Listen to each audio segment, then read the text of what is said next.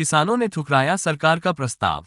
अब बुधवार सुबह 11 बजे दिल्ली की तरफ कूच करेंगे किसान।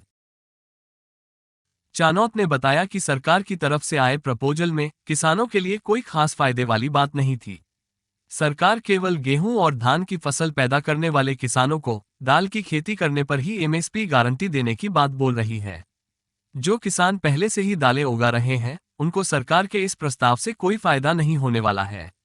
एक तरह से सरकार गेहूं व धान पैदा करने वाले किसानों को दालें पैदा करने पर मजबूर कर रही है।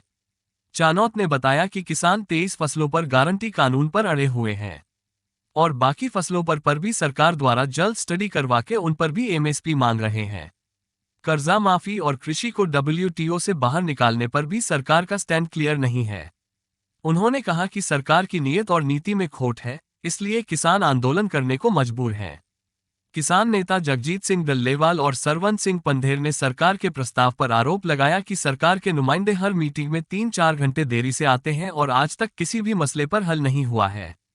मीटिंग से जाने के बाद दिल्ली में जाकर चर्चा की बात करते हैं, लेकिन अगली मीटिंग में भी किसानों की मांगों को सिरे नहीं चढ़ा पा रहे हैं। इससे साफ झलक रहा है कि सरकार की मंशा सही नहीं है। इस आंदोलन में कल खनौरी बॉर्डर पर मंजीत नाम के किसान शहीद हो गए हैं। उन्होंने कहा कि सरकार बताए कि वो कितनी शहादत किसानों से चाहती है। किसान नेताओं ने कहा कि हम बुधवार सुबह 11 बजे दिल्ली की तरफ कूच करेंगे।